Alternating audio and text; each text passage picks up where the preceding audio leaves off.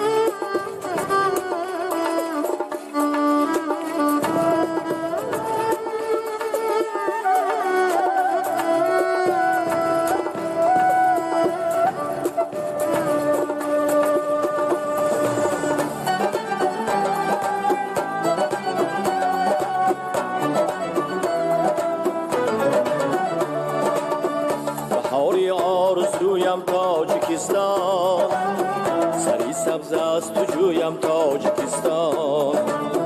بهاری آرزویم تاجیکستان، سری سبز است تو جویم تاجیکستان.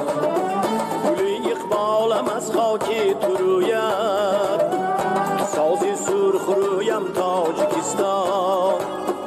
سازی سرخ رویم تاجیکستان.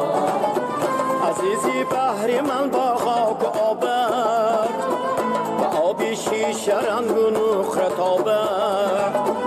یاری آفتابی که دلم را کند بر زندگی گرم آفتابت، کند بر زندگی گرم آفتابت. تاجیکستان، تاجیکستان، بهاری آرزویم تاجیکستان.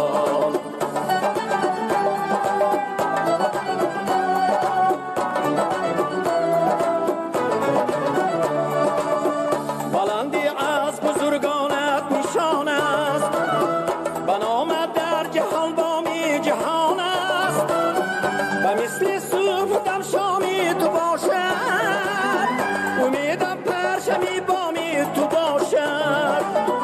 توی دیوان بخت و قسمتی من، شهادت نامم نامی تو باشد. شهادت نامم نامی تو باشد. تاجیکستان، تاجیکستان، بهاری آرزویم تاجیکستان. بهاری آرزویم تاجیکستان.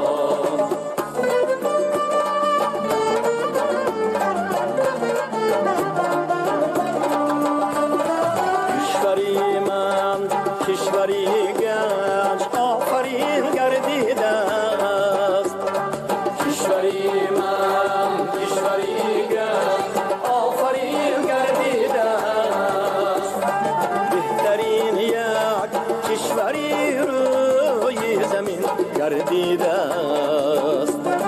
نازنین گل چون عروسی کرته اطلس بتن، کرته اطلس بتن. بعد از این بهتر زیبم نازنین گردیده است، نازنین گردیده است.